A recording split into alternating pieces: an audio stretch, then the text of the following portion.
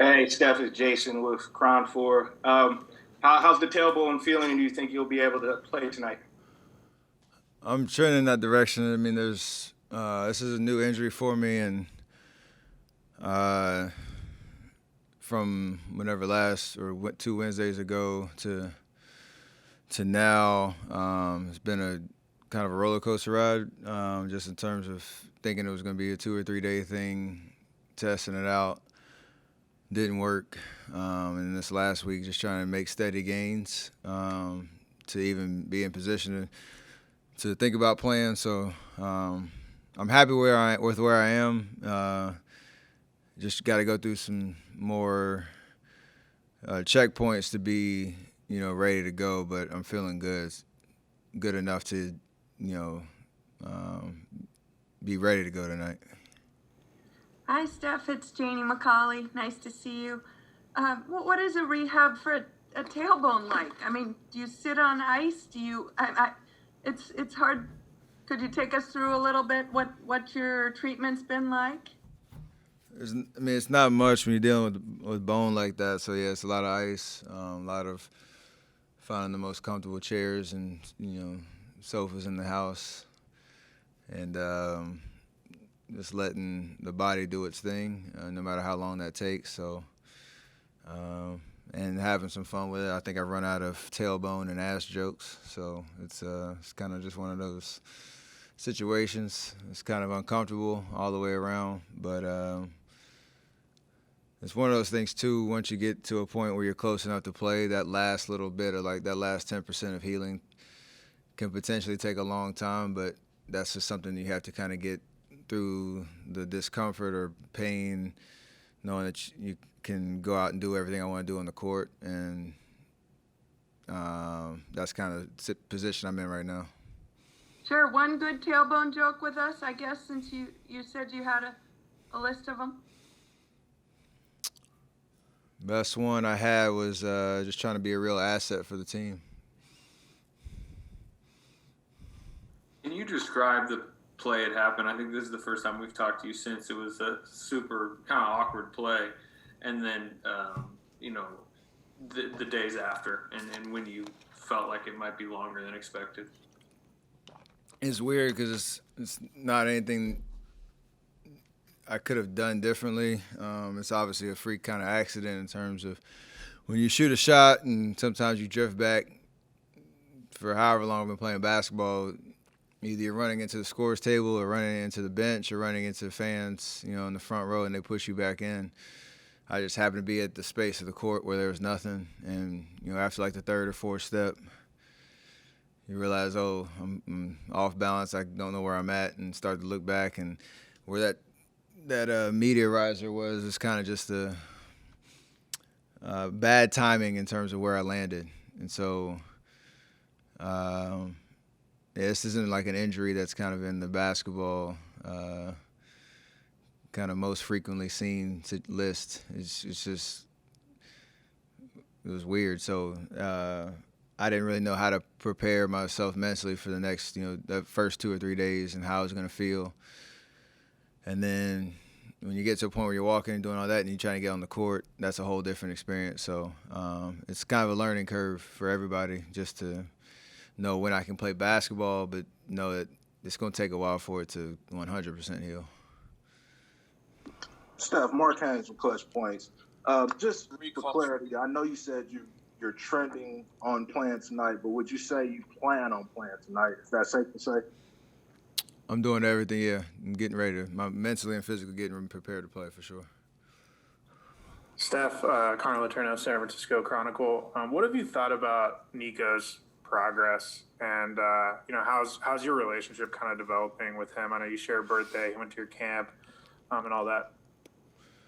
I've seen great progress from him. From training camp to not really knowing if he's gonna get an opportunity early, just tell him to focus on skill work, getting better, being observant, asking questions. He got a little taste early in the season, but then really made the most of his time down in Orlando, him and Jordan. So you love to see guys just compete, no matter if it's here or with the the C-dubs or whatnot, just in terms of they love basketball. They understand that they have a lot of room to grow, and they're trying to do things that's going to put them in a position to earn minutes. And, coming after the break, him and JP had an amazing opportunity in front of him with some rotation changes, and I think obviously seeing what JP's done, but Nico is just competed, and he's not backing down from anybody, and he has that competitive fire that is going to carry him a long way as he understands the game and learns the system and finds his confidence. He has a great feel for the game in general, but that adjustment to the speed of the game, the physicality, and all that. That'll come, but I just love his competitive fire. Even defensively, trying to pick up guys 94 feet and be a pest out there. That's how he's gonna, make himself known. I think he's embraced that. Obviously, every team is different, every season is different. But what do you think this group needs from you in terms of your leadership style, and how's that process figuring that out been for you? It's not a perfect science. It's just do what you feel is necessary to be consistent, not get caught up in the emotions of the season, be available. That's been the hardest part about this last week and a half. It's tough when you're not out there. That's part of what I can bring to the team, obviously, but vocally, and whether it's calling out things or having animated moments during the timeout or one-on-one conversations, whatever it is, it's just you got to do what's necessary to get through each day, each week, each game, and understand what the goal is of just trying to get better across the board. And it takes a lot of effort to do that. And Kevon mentioned that you talked to the team after the game the other night. What prompted you to speak up in that moment? We're on a losing streak. You just felt like it was time. Yeah, it's just a feel. How urgent of a moment do you think this is for you in this season, and what do you still think this team can accomplish this season? I'm just trying to get a win tonight and, again, feel good about ourselves. Again, I think it's weird because everything's super overanalyzed as it probably should be, just understanding where we're trying to go. But 3 games ago, we were 4 minutes away from beating the number 1 team in the Eastern Conference and lost it down the stretch after a spirited comeback, and then we had 2 tough games which we thought were winnable, and that's kind of a deflating outcome. But right now we have 26 games, whatever it is, and Coach has been saying it. We're primed to go on a run. I think we believe it. We just have to. That's the first step. You have to believe it. But then the second step is the confidence to walk out in the court and prove it and execute. And tonight, hopefully we can get that done. Go on the road trip and continue to build momentum. But it all goes back to just focusing on the little things that develop winning attitudes and winning that winning spirit. And our competitiveness and our energy has to get better across the board if we're going to do that. And at the end of the day, we can say all the right things. You got to go out and show it. You guys are now, I think, 6 games back of the number 6 seed that you guys really wanted to get to. Based on what you observed while you were down, what are the 3 or 4 things or 2 or 3 things you guys feel like you have to do to be able to make that jump? I mean, it's defensively, we can't give up 120, 130 points every night and expect to just outscore people. We're not that type of team, and our strength is our athleticism, our length, quickness around the perimeter. Obviously, Draymond and his legendary defensive presence. I think there has to be a sense of pride and fight on that end, and we've shown it. It's not like it hasn't been there for the majority of the season. We just lost it a little bit since the break, but we get that back. That fuels everything. That fuels energy. That fuels the transition into the other side of the ball on the offensive end. Everybody feels involved. You start to see other teams feel you and get uncomfortable, and that for us is what's going to give us an edge to then control games and put a streak together. So it's just effort, energy, and collective will to get back to that defensive execution that we're used to, and then offensively, obviously, I hope to bring what I bring to the court, and that's how we build. We have an offense that's predicated on ball movement, on a lot of attention that I get, and I think blending that with everybody being aggressive as they should, that's something that will carry us. So I'm just excited to hopefully get back out there and help out.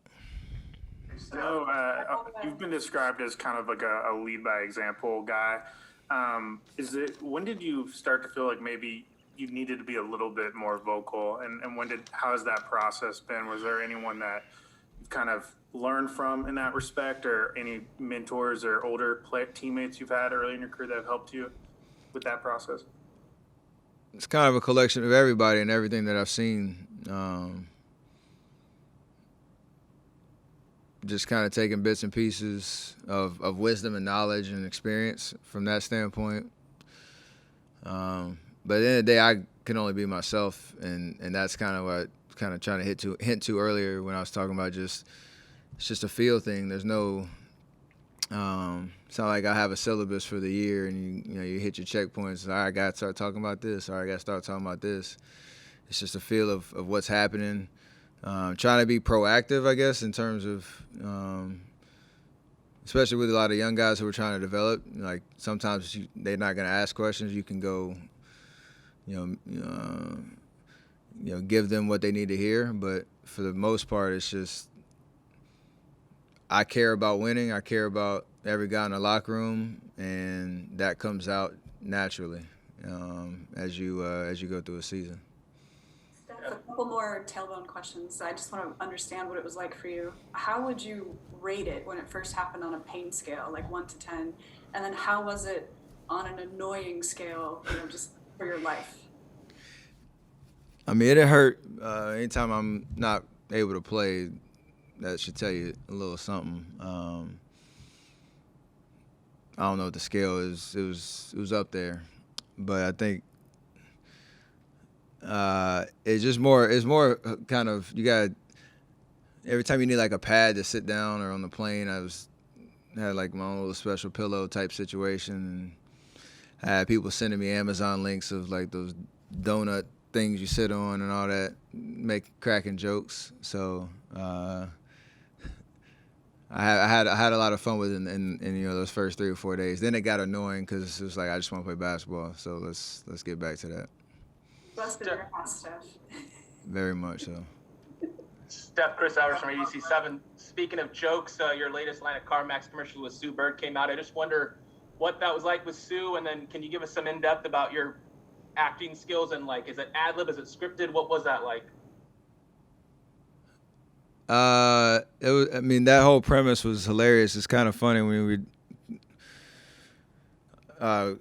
doing the partnership and whatnot, and thinking about what the spots were going to look like. That was my favorite one, just because I thought it was highlighting how amazing Sue is as an athlete and all her accomplishments, and the joke was on me, obviously. So that was pretty dope, and testing the delivery of the line, because you can have amazing. It's like a game plan on the court. You can have the best game plan in the world, but can you execute? So glad I did. Return to a starting lineup that includes James now. Do you expect to run more pick and roll with him? For sure. I mean, he's playing more minutes, so there's more opportunity, and we're working on getting some reps together, even in practice, so that we can kind of he can understand angles and my pace, and you know, how I see those reads, how teams are going to defend me, and how to, you know, for him to how to make those subtle adjustments to be able to set good screens and roll and find, you know, the right angles to attack, and even just that chemistry on the passes that I make and stuff like that. So, you know, the more time you're out there, that's a big part of what we do. Obviously, me and Draymond are going to continue to get, you know, a lot of pick and roll reps, and that's our bread and butter. But you know, you got to be able to take advantage of other fives on the other side that trying to, you know, guard the pick and roll over the course of a game, and we'll definitely get those reps. Hey, Steph, good to see you, by the way. Belated happy birthday. Thanks, Chuck. A lot's happened to the Bulls since the Bulls played you early in the season. I'd like to get your thoughts on the trade with Vucevic coming to the Bulls. Tice is a Bull. Aminu's coming over. And what's your take on what's happening in Chicago?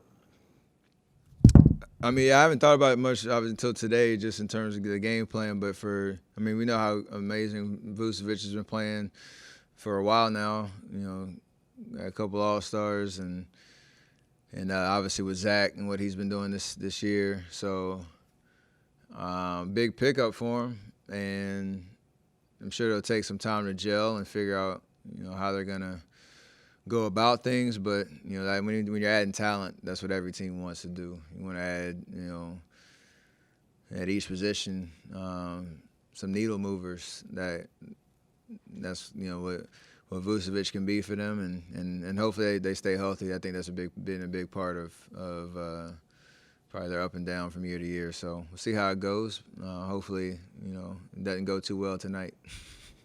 Steph, what have you seen out of Zach's growth this year?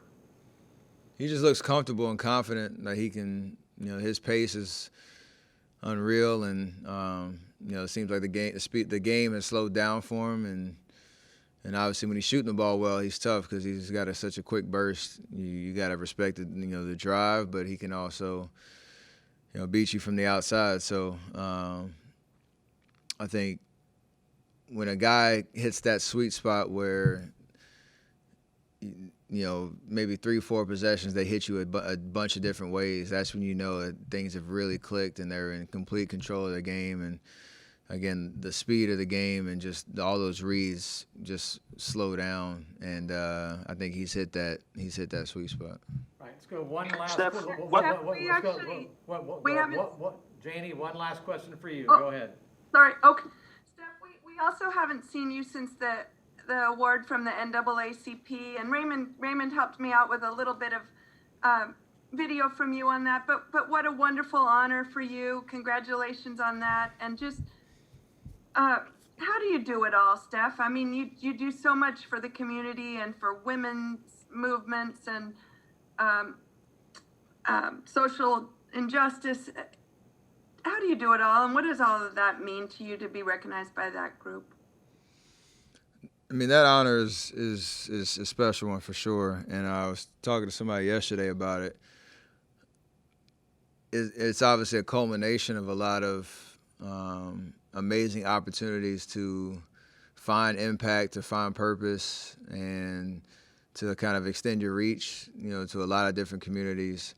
And to your question, I don't know how I do it all, but it's not how I do it all, it's how we do it all. And I have an amazing team personally, but also amazing partners that have bought into the vision of what I'm trying to do.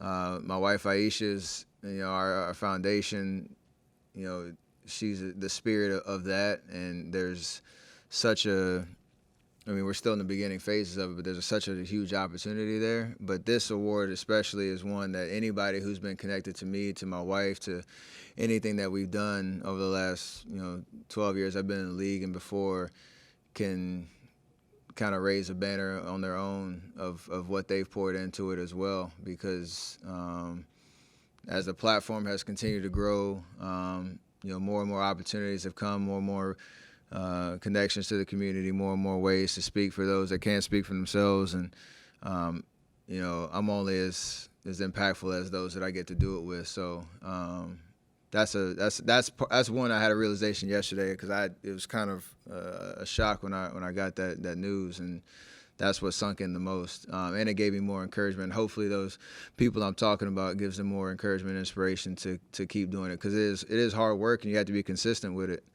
But the results are the most meaningful, and not the awards, the impact. So I think that's the message of coming out of this. We have a lot of work to do, but it's not just me. All right, actually did have one more. Chris Haynes, go ahead. Chris, you had one question. Go ahead. Hey, Steph, hope all is well, bro. What happened? I wanted to ask what's going on. Daryl Morey made a comment a couple weeks ago about how the corner three is such a dangerous and taking shot. It's almost unfair because it's the shortest shot, but it's the shot that most teams take. He talked about possibly being open, and you think the league may consider widening the court and to make everything pretty balanced, particularly around 3-point line. What are your thoughts on that? And do you feel like teams do exploit that corner three more so? He was saying moving the line back in the corner, or just widening the court so there's more space. I missed that. I think it was widening the court and also moving that corner three back as well. I thought he's mad people were stepping on the sidelines when they were trying to get to the corner three. I don't know. I don't think it's an issue. Because you have to be able to create those shots. Like, you can't just have people just sitting in the corner and just pass it to them and you just getting open looks. I think the beauty of basketball, obviously for what he saw in Houston for years, was James being able to get down the paint, draw attention, make a difficult pass to the corner, and P.J. Tucker sitting over there, and he's, got to knock him down. Obviously hit him at a high clip, but he doesn't get those open shots without James, drawing that much attention. And so it's like the beauty of how do you create those open looks and be able to take advantage of it from an offensive standpoint. So I don't see any reason to change that at all, because it is an easier shot, but the hard part is how do you consistently create those for any offense. And that's the game within the game right there. So, yeah. That's it. Yeah, no doubt. Cool. See y'all tonight. Hey, Kareth, good luck tonight, by the way. Very awesome opportunity with you and Kate. And I'm blanking on those. Mary, that's right, Mary. Awesome. Hopefully I'm playing and I don't get to hear you guys, but good luck. Congratulations.